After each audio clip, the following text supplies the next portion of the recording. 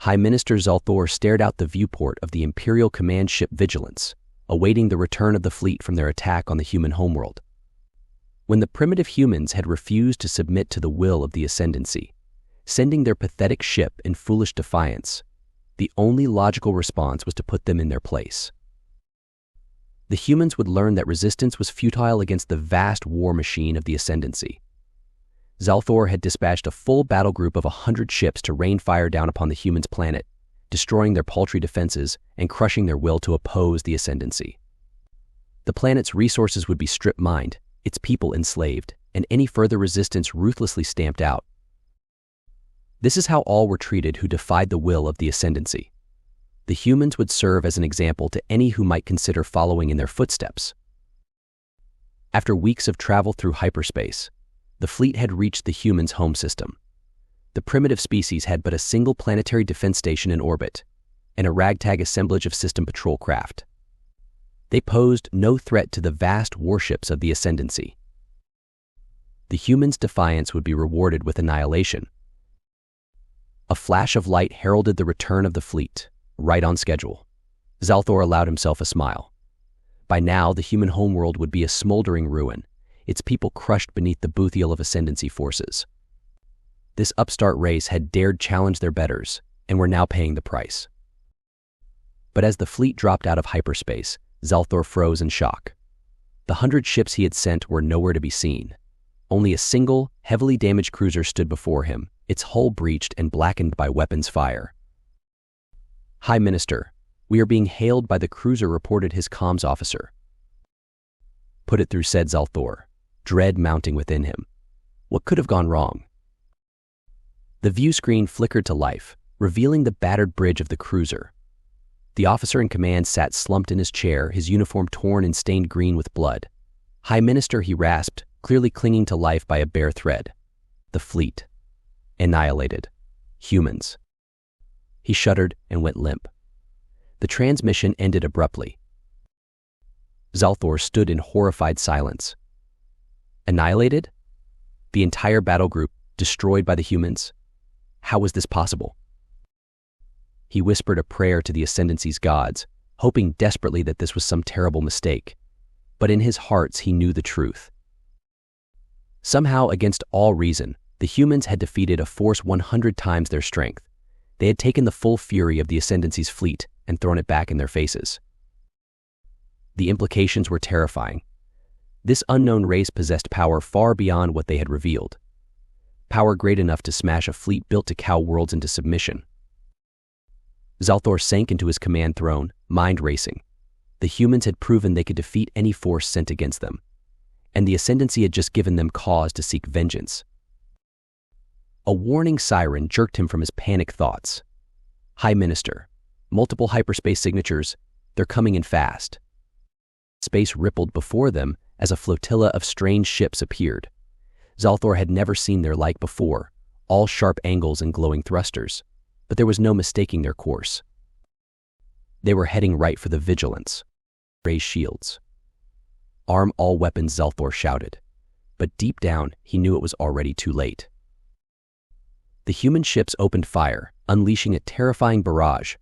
Their weapons tore through the Vigilance's shields in seconds and began ripping the ship apart. Explosions bloomed all around the bridge as Zalthor watched helplessly. This was merely the first stroke of the humans' retaliation, he realized, and the ascendancy had no defense against such overwhelming force. The command ship broke apart under the onslaught, its burning wreckage left floating as a grave marker. The humans did not even slow as they blasted past it, continuing their relentless advance. They would not stop until the ascendancy itself lay in ruins. 3 months later, President Elisa Kovalov looked out across the capital city of the United Earth Alliance. The glittering spires and bustling streets showed no sign that just months ago, this world had narrowly avoided annihilation. When the Vuxlavan Ascendancy had announced their intention to forcibly annex Earth, they had expected humanity to roll over without a fight. Instead, the UEA had unveiled their most closely guarded secret. It had unlocked the technologies of wormhole generation and scalar field manipulation. With these powers, they ripped open holes in spacetime to snap the Ascendancy's vaunted fleet out of existence. and turned the aliens' own gravity manipulation weapons against them. Against such abilities, the invaders' numbers and firepower were meaningless. Earth had endured the onslaught unscathed. And now, it was humanity's turn to return the favor. Kovalov stood as her military advisors entered the room. "What's the status of Operation Overlord?" she asked. General Ishikawa activated the central holotable, bringing up a galactic map. "The assault goes well, Madam President. We've broken through the Ascendancy's defensive perimeter here and here." Points on the map shifted to blue as he indicated humanity's beachheads tearing into the Vuxlovan territory. "We've also begun landing occupation forces on their core worlds," continued Admiral Carter. "Their armies were powerless to stop us. We're in control of a dozen planets so far. The Ascendancy is reeling, just trying to slow our advance." Kovalov nodded. "And their attempts to sue for peace." Ishikawa snorted derisively. "They sent an envoy to beg for mercy. We sent them back with a warning: unconditional surrender, or we will burn their empire world by world. Give them one standard week to comply, then resume the invasion," Kovalov ordered. Time was when humanity dreamed only of peace and prosperity, but the Vuxlovans had brought war to their doorstep and shown themselves remorseless tyrants. They had to be taught that mankind would never kneel. And humanity now possessed the power to write that lesson in fire across the stars. 1 year later, Primarch Vaxis looked up resentfully as his human guard entered and tossed a hard scrap of bread onto the cell floor. "Eat up, scum," the guard sneered. "You've got a long day in the alloy mines ahead." The cell door slammed shut again, leaving Vaxis alone in the dark. He stared down at the meager ration that was now his allotment as a prisoner. A far cry from the honor and privilege he had known as one of the Ascendancy's highest military leaders. Before the humans had come and smashed his people's armada, toppled their government, and bombed their worlds into radioactive craters. Now the Vuxlovans lived as slaves for their conquerors, stripped of all rights and dignity. Billions had already been worked to death in the humans' mines and labor camps. Their cities became holding pens for the captive population, any who resisted extermination. Vaxis knew he should count himself lucky to have survived, but it was difficult, kneeling here in the ashes of all he had held dear. He looked down as the bread ration in disgust. Let the humans work their slaves to death. He would not bend to their whips and shock collars like the others. There were some dignities no enemy could take from you. Vaxis lifted his chin, gazing defiantly into the dark. There was still hope. Word had reached them here, whispered rumors passed from prisoner to prisoner. Of a resistance force growing out in the wilderness zones of Vuxleva Prime. Vuxlovans who had escaped the cities and their human overlords, living free as their ancestors did ages ago. They were raiding human bases, rescuing prisoners, gathering strength. Under their charismatic leader, the former governor Thraxis, they constituted the only fighting force left to the Vuxlovan people.